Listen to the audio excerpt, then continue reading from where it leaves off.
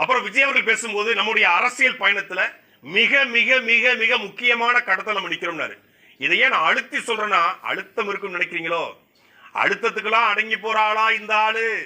இந்த மூஞ்ச பார்த்தா அப்படியா தெரியுது அப்படின்னாப்ல.